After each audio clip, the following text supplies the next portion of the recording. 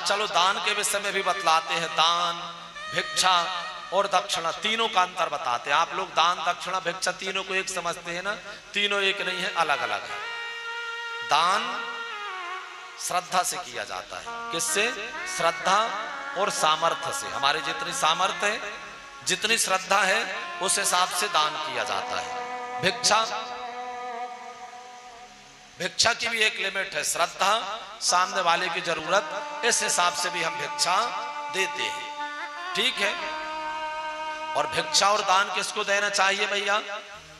कई लोग, आप लोग देखते हैं ना, कोई भी व्यक्ति चले आ रहे हैं, दूसरे धर्म के लोग भी चले आ रहे हैं, कई बार उनको भी आप दान कर देते हैं। उनको देना अपराध है। हम भैया जैसे किसी को दान किया हमने, और उसने जाकर के अब आपने रुपए दिया दूसरे धर्म के लोगों को, और वो गए जाकर के और उनने शाम के मुर्गा लिया और काट करके खा गए, तो जितना पाप उसको लगेगा वो तो लगेगा, उतना ही 80% पाप, चूंकि आपके दक्षिणा से वो अपराध हुआ ना, इसलिए वो ऑटोमेटिक वो पाप आपके खाते में आकर के जुड़ जाएगा।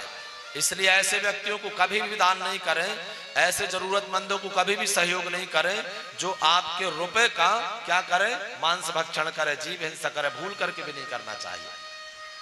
हम तो एक बार किसी पुस्तक में पढ़ रहे थे भैया, उसमें तो यहां तक लिखा है, कई बार आप लोग ऐसी दुकान से सामान ले लेते हैं ना, जो कैसे हैं, दूसरे धर्म के लोग हैं, मांस भक्षण करते हैं, जीव हिंसा करते हैं, उनके घर से आपने सामान लिया और उन रुपयों का वो क्या करेगा?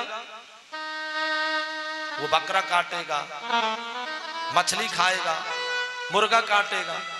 तो आपके द्वारा दिए गए रुपए के लाभ से वो जीव हिंसा करेगा ना भैया, उसमें 50% पाप आपके जीवन में अपने आप आ जाएगा। वो हिंसा का अपराध लगता है। इसलिए भूल करके भी हमें ऐसी सावधानी रखना चाहिए कि हमें ऐसी जगह से भी सामान नहीं लेना चाहिए जिसके लाभ से जीव हिंसा हो गई। क्योंकि हमारे सनातन धर्म में भैया चींटी भी मारने का अधिकार नहीं है। चींटी की भी अगर हमने हिंसा किया तो उसका भी उतना ही दंड है जितना एक मनुष्य को मारने का अपराध लगता है भैया। इसलिए प्रयास करना चाहिए कि दान हमेशा सुपात्र को देना चाहिए। ऐसे व्यक्ति को भी दान नहीं दे दे। आपने दान किया और वो गया और शाम को उसने पौवा पी लिया, व्यर्थ चला गया। दान किसको देना चाहिए? सुपात्र को, सुयोग्य को।